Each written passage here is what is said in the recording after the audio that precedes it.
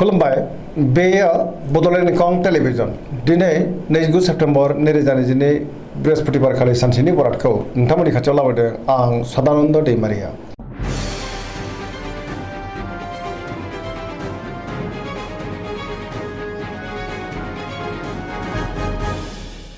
सिगां फरायनो लादों मेष राशि गिबि हांखो अ ल दिनैनि साना जोबोर मोजां जेरावबो जाफुंसारगोन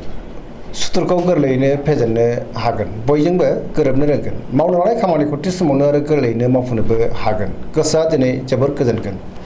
देहाया मोजाङै थागोन अब्लाबो नाथाय जानाय लोंनायाव सांग्रां जानांगोन बहानिफ्रायबा मोजां खौरां फैनोबो हागौ रांखावरियाव दिनै जोबोर मोजां बेफार फालांगियावबो जोबोर मोजां आयाबो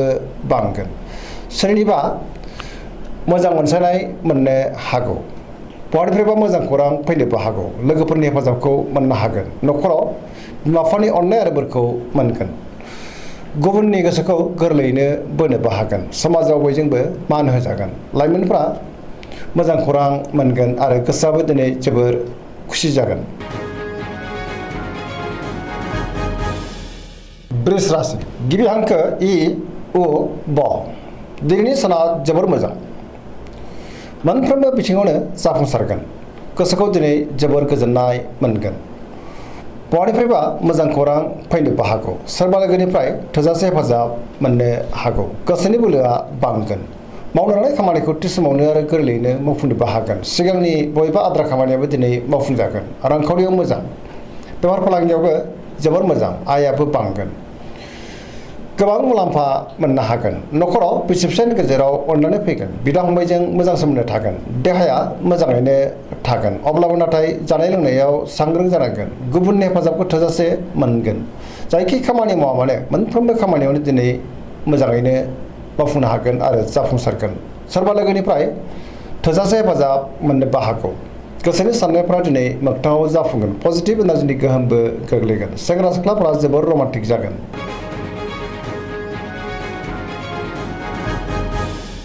मिथुन राशि गिबि हांखो क स दिनैनि साना जोबोर मोजां पजिटिभ एनार्जिनि गोहोम गोग्लैगोन सोरजोंबा बाख्नाय जानो हागौ गोथों आरो गोग्गो साननो रोंगोन गियाननि आंखाल जानाय नङा मोनफ्रोमबो खामानिखौनो दिनै गोरलैयैनो मावफुंलांनो हागोन गोसोआ दिनै जोबोर रमान्टिक जागोन आरो लाइमोनफ्रा गावबा गावनि गोसोनि साननायखौ फोरमायलायनोबो हागोन देहायाबो मोजाङै थागोन रांखावरियाव मोजां आयाबो बांगोन बेफार फालांगियावबो दिनै जोबोर मोजां होनजायो न'खराव बिदा फंबायनि हेफाजाबखौ मोननो हागोन समाजाव बयजोंबो अनसायजागोन गोसोनि बोलोआ बांगोन गावनि गोसोनि साननायखौ दिनै गुबुननो फोरमायनोबो हागोन सोरनिफ्रायबा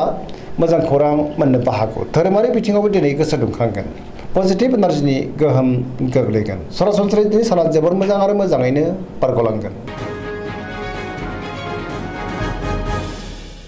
कर्कट राशि गिबि हांखो ड ह दिनैनि साना मोजां आरो गाज्रिनि गेजेरजोंनो बाबेनलांगोन माबा मोनसे गाज्रि खौरां फैनोबो हागौ गोसोआ दिनै जोबोर उसुखुथु जागोन सोरबा लोगोजों रायखोमा जानोबो हागौ गोसोनि साननायफोरा देबर नांनो हागौ गोसोआव नेगेटिभ साननाय फैगोन गोथों आरो गोग्गो साननो रोंनाय नङा गियाननि आंखालबो जानो हागौ रांखावरियाव मोजां अब्लाबो नाथाय खरसाया बांगोन बेफार फालांगियाव मोजां होनजायो सोरबा लोगोनि थाखाय गोबां मोजां खामानि मावनानै होनोबो हागोन अब्लाबो नाथाय गावहा खहा जानांनो हागौ समाजाव लोगो लेवाबो बांगोन गुबुननि हेफाजाबखौ मोननो गोब्राब जागोन फरायसाफ्रा दिनै फरायनायाव गोसो दुंखांगोन आरो मोजां फिथाइ मोनगोन गुबुनजों मोजां सोमोन्दो लाखिनो गोब्राब जागोन आरो सोरजोंबा गाज्रि नोजोर होजानोबो हागौ।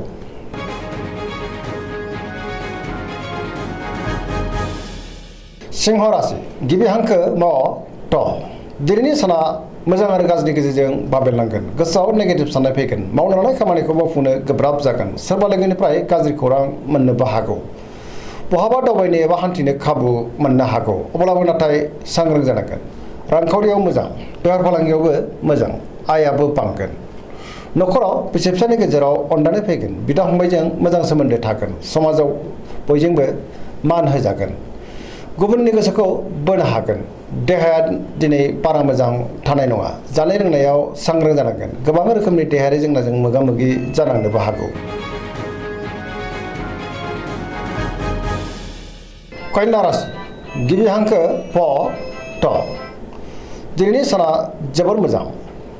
गुबुननि थाखाय गोबां मोजां खामानि मावनानै होनोबो हागोन गोसोआव पजिटिभ साननाय फैगोन गोथों आरो गोग्गो साननो रोंगोन गियाननि आंखाल जानाय नङा रांखावरियाव दिनै जोबोर मोजां बेफार फालांगियावबो जोबोर मोजां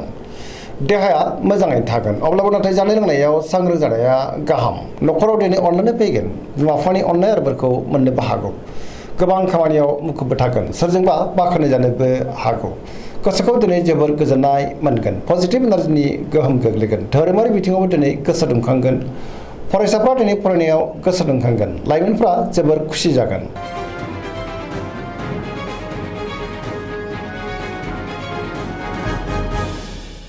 तुला राशि गिबि हांखो र ट दिनैनि साना जोबोर मोजां गोसोनि बोलोआ बांगोन गावनि गोसोनि साननायखौ दिनै गुबुननो फोरमायनोबो हागोन मावनो लानाय खामानिखौ थि समावनो मावफुंनो हागोन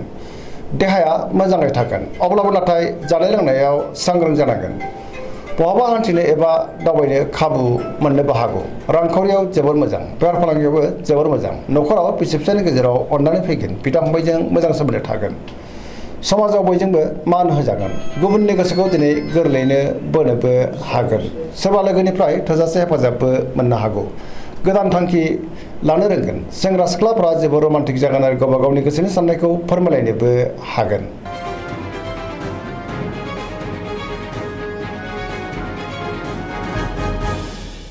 वृश्चिक राशि गिबि हांखो न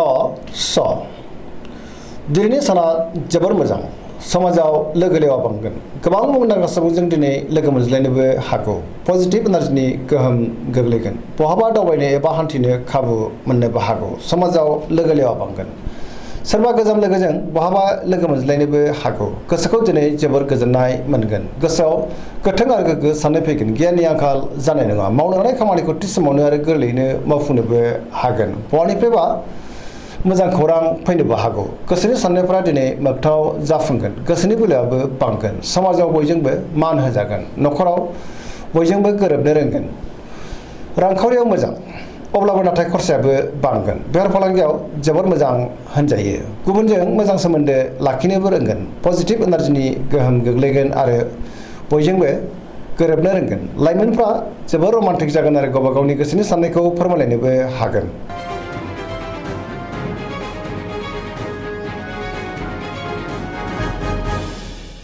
धनु राशि गिबि हांखो ढ फ भ दिनैनि साना मोजां आरो गाज्रिनि गेजेरजोंनो बाबेलांगोन गोसोआव गोनो गोथो साननाय फैनोबो हागौ मावनो लानाय खामानिखौ थि समाव मावफुंनो गोब्राब जागोन माबा नङा माबा मोनसे गोरोन्थि जालांनोबो हागौ गोसोनि साननायफ्रा देबर नांनो हागौ रांखावरियाव दिनै बारा मोजां नङा आयनिख्रुइ दिनै खरसायासो बांसिन जानोबो हागौ बेफार फालांगियावबो बारा मोजां नङा खहा जानांनो हागौ सांग्रां जानांगोन समाजाव मान मोनगोन देहाया दिनै बारा मोजां थानाय नङा गोबां रोखोमनि देहायारि जेंनाजों मोगा मोगि जानांनो हागौ जानाय लोंनायाव सांग्रां जानांगोन न'खराव बिसि फिसायनि गेजेराव अननानै फैगोन बिदा फंबायनिफ्राय हेफाजाबखौ मोननो हागोन बहानिफ्रायबा हरखाबै गाज्रि खौरांबो मोननो हागौ सांग्रां जानांगोन लाइमोनफ्रा जोबोर आला खाला जागोन गोसोनि साननाया देबर नांनोबो हागौ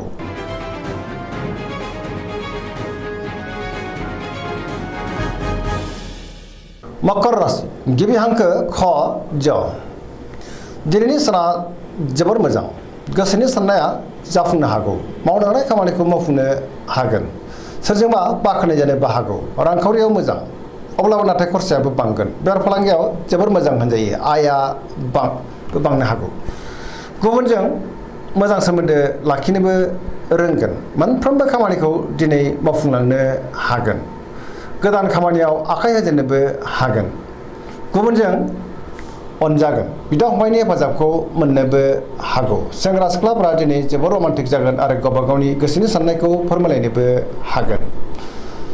फरायसाफ्रा दिनै फरायनायाव गोसो दुंखांगोन आरो मोजां फिथाइ मोननोबो हागोन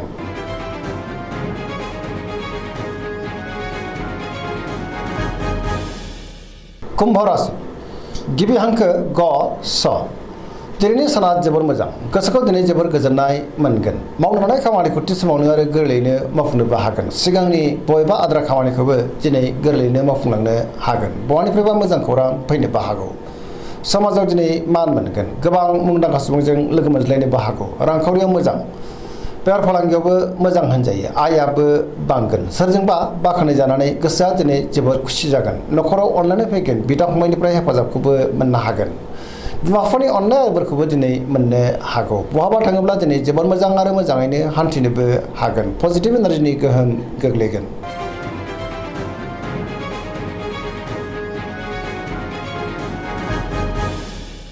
मीन राशि गिबि हांखो ड स दिनैनि साना मोजां आरो गाज्रिनि गेजेरजों बाबेनलांगोन गुबुननि थाखाय नाङा फाङा जेंनायाव गोग्लैनांनोबो हागौ सांग्रां जानाया गाहाम गोसोआव पजिटिभ साननाय फैगोन गोथों आरो गोग्गो साननो रोंगोन गियाननि आंखाल जानायबो नङा देहाया मोजाङै थागोन अब्लाबो नाथाय जानाय लोंनायाव सांग्रां जानांगोन रांखावरियाव दिनै बारा मोजां नङा आयनिख्रुइ खरसायासो बांसिन जानो हागौ बेफार फालांगियावबो बारा मोजां नङा गोबां खहा जानांनोबो हागौ लाइमोनफोरनि गोसोआ दिनै जोबोर रमान्टिक जागोन आरो गावबा गावनि गोसोनि साननायखौ फोरमायलायनो हागोन फरायसाफ्रा दिनै फरायनायाव गोसो दुंखांगोन आरो मोजां फिथाइ मोननोबो हागोन दिनैनि राशि फरायनाया एसेनोसै जोबनायाव बेखौनो खावलायो जाहाथे नोंथांमोना सानफ्रामबो जोंनि बे बड'लेण्ड इंखं टेलिभिजनखौ नायबाय थायो आरो साबस्क्राइब खालामो लोगोसे लाइक खालामो आरो शेयार खालामो एसेनोसै गोजोन्थों